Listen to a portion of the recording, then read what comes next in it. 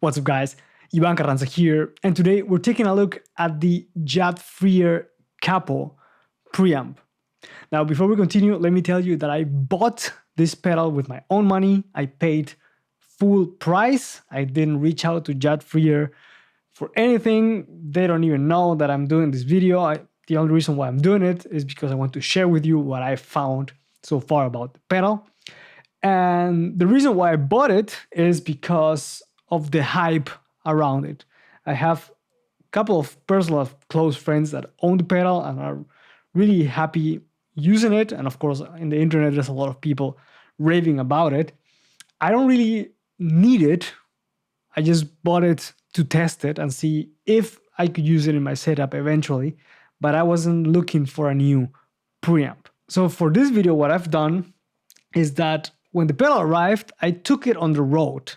So I've tested it in the real world, let's say. I took it on the tour with Dr. Crapula and used it for a couple of shows and recorded those shows. So I have footage of the concerts. I have recorded all the tracks and live performance. And in those scenarios, I was using the Capo together with my neural DSP Quad Cortex as the cap simulation, also for the effects. But the main tone of the signal is this. Also, for the purpose of the video, and because on tour with Crapula, I'm using my Dingwall and of course the Quad Cortex and so on to represent and staying, let's say, truer to only the pedal. I took those same recordings of the live shows and then played on top of them again using my G&L bass. And I'm gonna show you how that sounds like as well, but using the exact same mix, some other tracks, but still the same session, mixed exact the same way. The tracks are somewhat raw, they're not super polished, so that should give you an idea of how it would sound in a real context, and using some tones that I think are appropriate to fit the different songs as well, compared to the first recording when I was on tour, where I had to keep the preamp in one way only for the entire set, of course. But that should give you first some impressions of what the pedal can do and how it sounds like in a live real world scenario. And then on top of that, later we're gonna just go and see what each of the controls do, and then of course give you my thoughts and my opinions. So let's check out the first samples.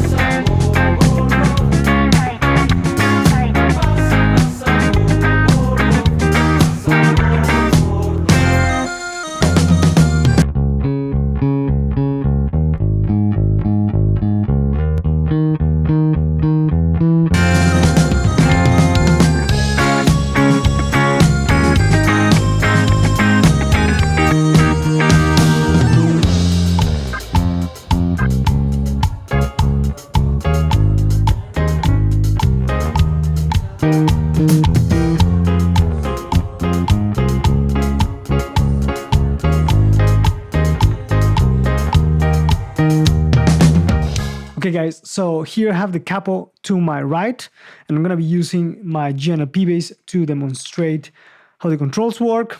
Just to let you know, in case there's some humming, that's because of my bass. I accidentally pulled the ground cable of the bridge of the bass going into the input socket, or well, the control plate.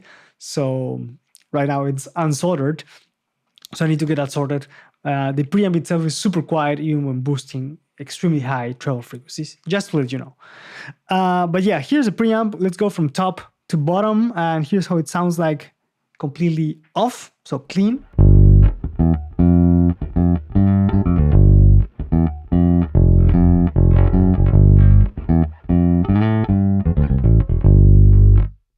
Now engaged.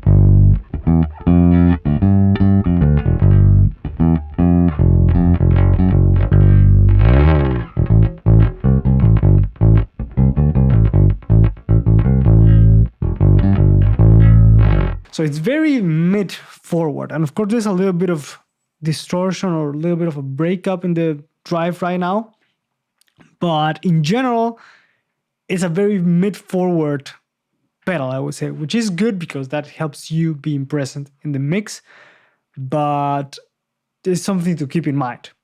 And also one thing that I noticed is when matching volumes, it seems that the bypass sound has more like deep low end than when you engage this, but there are ways to, let's say, compensate for that. So let's go from the gain, because this allows you to go from pretty clean. I mean, it's pretty much off right now. Let's put it like here. It's clean right now.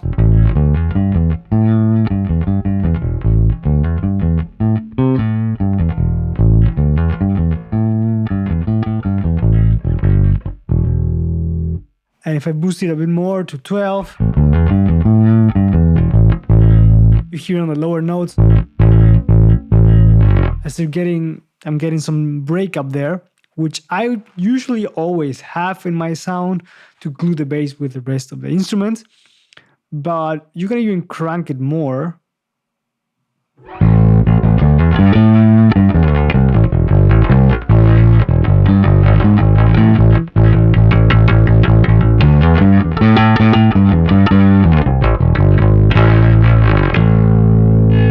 And it has a very nice driven sound, if you ask me. And like I said, you have a very wide range of usability here on the knob. And on the very right, we have the master output control, so you can use this to interactively. So of course, the more you boost here, if you want to retain the same level, you pull this back, and vice versa. So if you want a really clean sound, you can do it like this.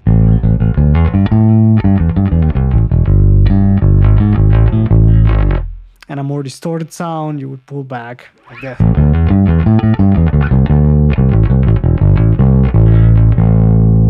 Right?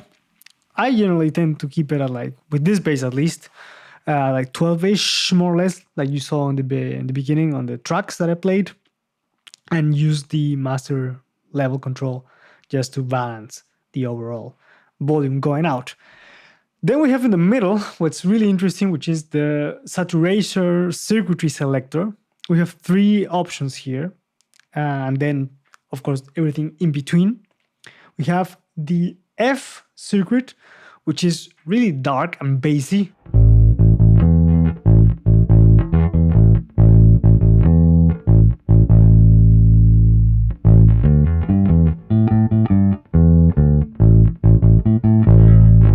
And then on the other end of the spectrum,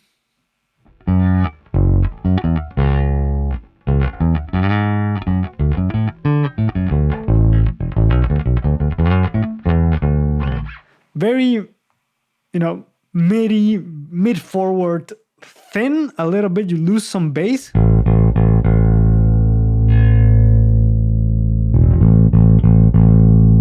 And then what Jet Freer says is their signature sound is when it's in the middle.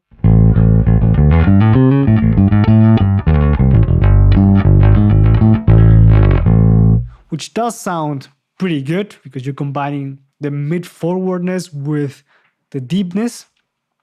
I personally tend to keep it either at 12 or going like 1 to 3 p.m. depending on the style of music and the song. But let's leave it at 12 right now. Well, let's just show real quick like this.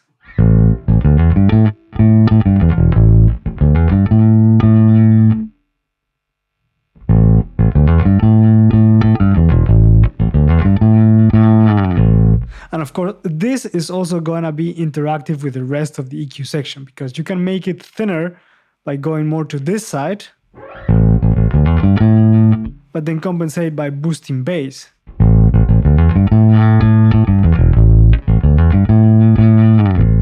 So, like I said, very interactive. Let's leave it at 12. Then we have these two switches, which are also really cool. We have the deep switch,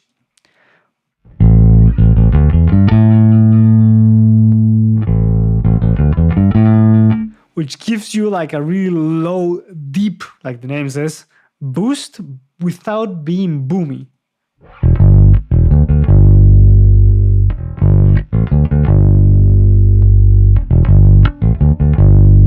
It just makes everything really like thick and punchy, but not just like, right? Which is sometimes the case with some deep switches that are really overly aggressive and that they just make your entire signal sound like a fart. In this case, you know, this is very musical. You still retain a lot of the articulation. And this is applied no matter in which part of the circuitry you are. In contrast, the bright switch is only applied to the F side of the circuitry.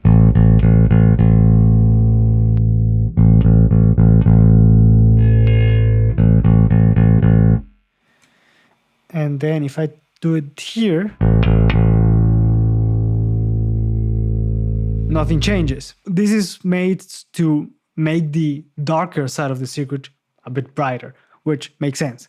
So if you want, you can just stay around this part and then make it a bit, you know, more present by toggling in the switch. I can see, okay.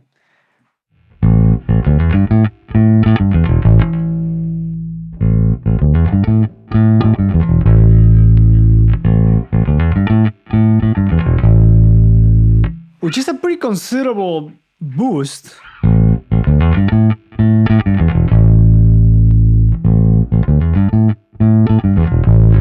But what I like is that it's not like some other bright switches that make just the entire upper end of the frequency spectrum sound super harsh and super in your face.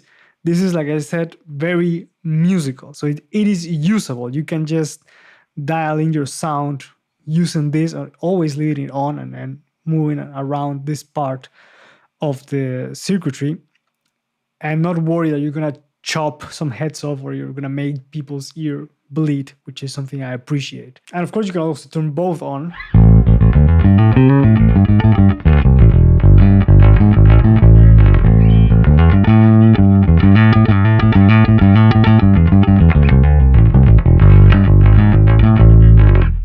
Which also sounds pretty cool.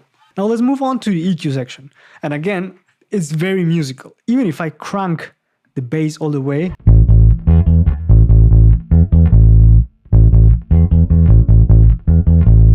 even though I was boosting the bass all the way, I could still retain all the definition on the notes, which is sometimes not the case with other preamps, where if you boost a lot of bass, it's just really, and you really cannot distinguish note from note. In this case, even if I boost quite heavily,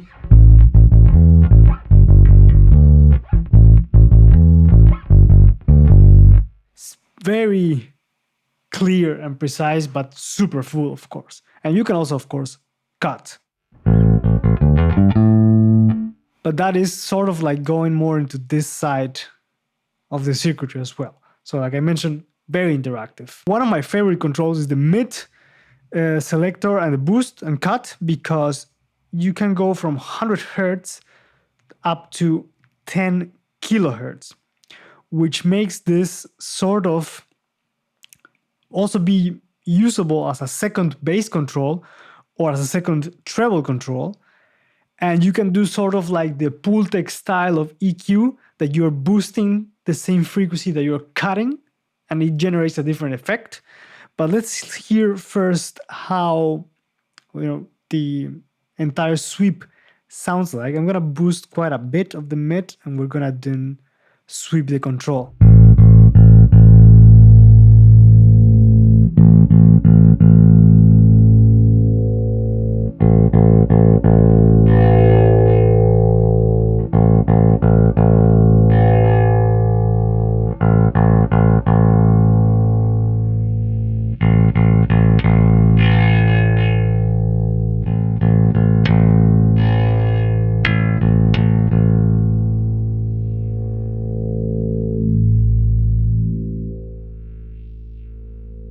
So you can use it to really mold your sound and either, for example, boost very specific frequency or also cut some very specific frequencies.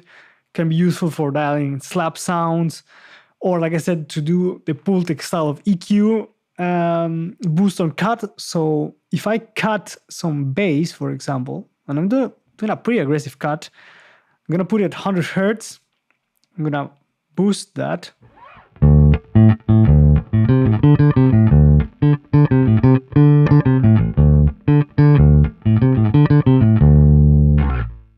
Which sounds different than or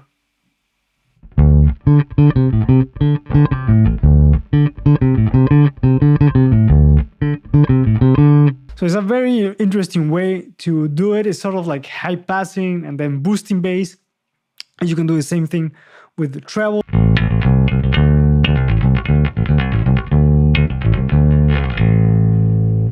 Again, very, very musical and usable. And of course, you already heard some of the treble functions. So if I boost it even all the way,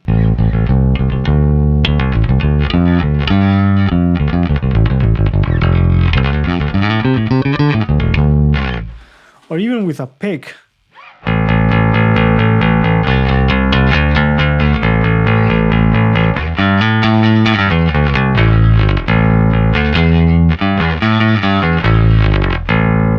it is not harsh. It's very musical, very usable, and this is something that I really, really appreciate. Then we move on to the lower portion, and that you have the blend. I usually keep it at like 3, and then you do my EQing and so on, to give me some more of the natural, clean DI sound, to get a little bit of that fullness back, and also just to retain also some of the dynamics that come from having a clean signal.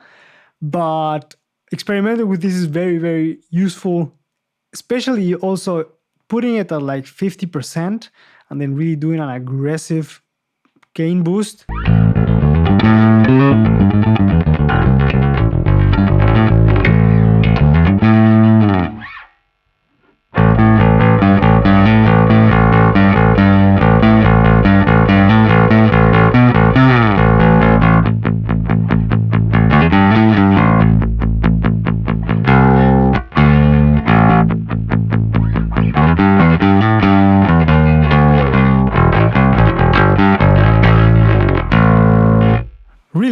Really cool sound.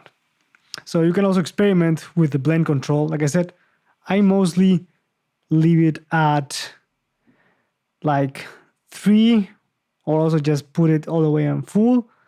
But I mostly just leave it there. And then we have these two knobs and the switch here, which is for the B side of the pedal. That is another preamp circuitry that can go either before the main one or after the main one. So you can push more volume into the main circuitry, or you can take the main circuitry and, let's say, for example, lift the volume of it by keeping a low gain and a high level. So there's a lot of ways on how you can use it, or you can just leave both on all the time as well. So The thing with the B side is that there's no EQ knobs or anything, so what you only control is the level and the gain.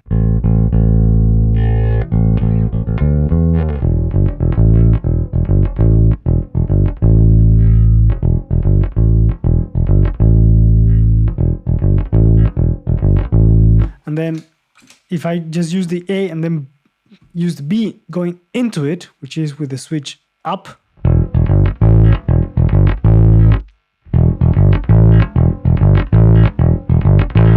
it gets a little dirtier.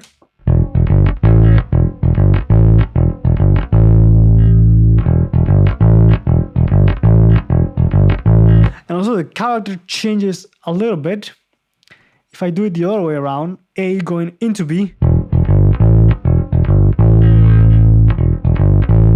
and then, for example, just go a little bit higher in the level,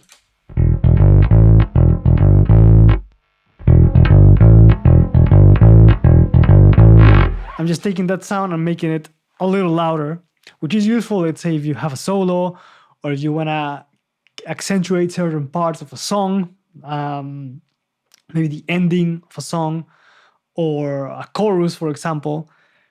And using it the other way around, so B going into A is, like I demonstrated earlier, is useful if you want, let's say, to make your sound a little bit crunchier for certain sections. So it's sort of like having a second pedal in one, because you can push some more gain on it. If, say, for example, a guitarist takes a solo and then you have to fill in more sonic space, like in a 3-piece, for example, you can kick this in and get a little bit more hair to feel some more space, because you're pushing the A side by having the B side of the circuitry, putting more volume into it. Also, here on the side, there is a switch for a low-pass filter.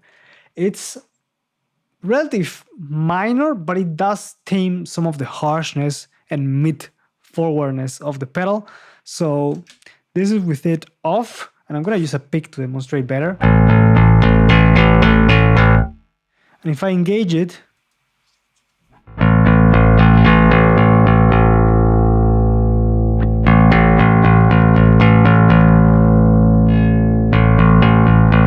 it just makes the upper end a bit rounder, a bit smoother, while still retaining the clarity and presence, which is something that I really like, because all of that frequencies is just for the cymbals, to be honest. So the more you can really focus on the mid-range and the bass, the better. To be completely honest, when it first arrived and I started using it, I was a bit disappointed, to be honest. And I even made a talk-based post on the thread of the Capo saying that I was disappointed because I was expecting more, let's say, fairy dust, more magic powder on the pedal, that it was gonna make my sound like amazing. I had briefly tried it once, but like for 30 seconds. And that's when I said, okay, it sounds good, so I'm gonna buy it. But after spending with it a few days, at first I was like, dude, I don't know. I might just do a quick video on it and then sell it for the same price. And then I decided to take it on the road with me and use it. And that's when I recorded those tracks, because I also wanted to see how it sounded, not only for front of house for the audience, but also recorded. And that changed really my mind. And also after using it here at home and playing to those recordings and playing to other recordings as well, I sort of understand the magic, let's say, of it, or the benefits of it compared to other preamps, and what the strengths of this are, and also how to look at it, or the way I would classify it. And I think they did a pretty good job with the classification here, because it says multiple preamp DI saturator effects loop. And I think that part, the saturator, is pretty accurate, because I look at this more like a, let's say, mic preamp. Like, of course, it's a DI and it's a preamp, you have EQ and so on. But this is not an amp in a box to me. There are other pedals that do that. For example, the Origin Effects bass rig that I also had on my pedal board for the majority of the tour. That to me is an amp in a box pedal. It is supposed to recreate the sound of an Ampeg SVT. This does not sound like an Ampeg SVT. This is something else. This is a DI, it's more like a saturation unit. It adds some saturation to your signal, making the bass fit and work well in a mix, but in a different way than a bass amplifier or a bass amp simulation. And I think that was the, let's say, mistake that I had, or the false perception. When I received it, I was expecting more of the other thing, more of the, oh, it's an amp in a box, it's cool.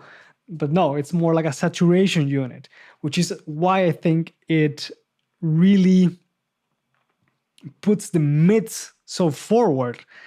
And you need those mids to be heard in a mix, especially in a live mix, even more in a busy live mix with backing tracks and so on and different instruments.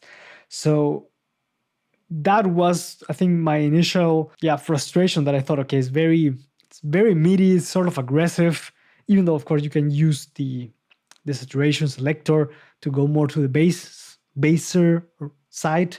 And we're only discussing, of course, the preamp section. If you start looking at the loops that you have here on both sides, because you have a pre-loop and a post-loop, so you can put things that you would put before the preamp section, like let's say an octave pedal or a drive. And then on the post loop, you can add modulation effects like delay and reverb and so on. So you can hook this up in several different ways and make it be the, let's say, brain of your pedal board, because you have pedals going in and then coming back and then going out of the post and then coming back and then sending that to front of house. On top of the ability that you can send a completely clean DI section and then the wet signal. So you can go into a studio just with this and record an entire album, and it's gonna sound great, I'm sure. The only thing that I've noticed in these few days that I've had it at home is that I think it's chrome on the knobs here has started to corrode a little bit or get oxidized. And I've had this for like 3 weeks. So I don't know what the deal is here. My room is not particularly wet or humid. I don't mind because I take gear on the road and gear gets beaten on the road, but just something that I noticed. But in general, very solid, very well constructed, super musical. If you're looking for, like I said, like a saturator, a very all-rounded pedal preamp that allows you to mix your signal in different ways, I think it's a great choice. It comes, of course, at a pretty high price tag. And as I mentioned, I even thought about selling it immediately when I first heard it, because, like I said, I was kind of disappointed. But now I'm definitely keeping it because I really like the sounds that I've dialed in and have recorded with it. I'm still not sure if it's going to go into my pedal board for the next tour that we have next year, but I've, of course, going to keep you updating on it. But I can definitely recommend getting this pedal if you're looking for a very flexible unit that allows you to dial in a wide range of tones, or if you just want to have one preamp, if you're investing or saving up for your one preamp, getting this is definitely a good idea. With the exception that, like I said, if you're looking for that amp in a box sound, this is not going to give it to you.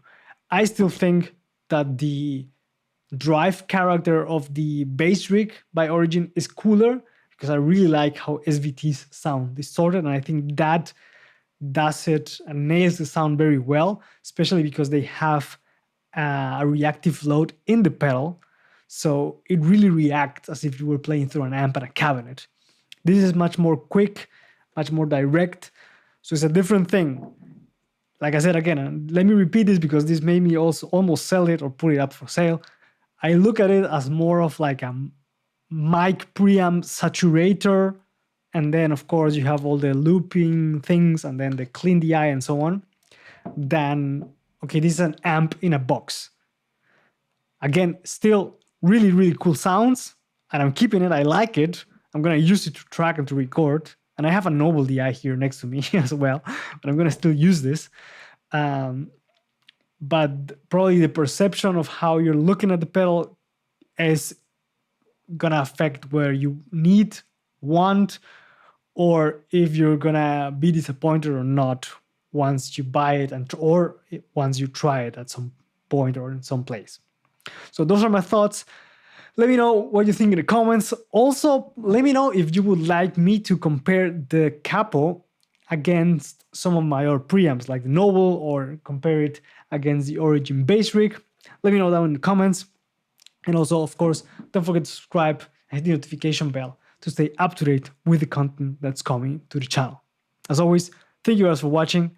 Let me know what you think in the comments, and I'll catch you guys on the next one. Take care.